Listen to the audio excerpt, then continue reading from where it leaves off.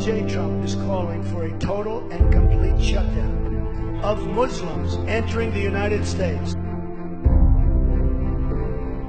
So if you have people coming out of mosques with hatred and with death in their eyes and on their minds, we're going to have to do something, John.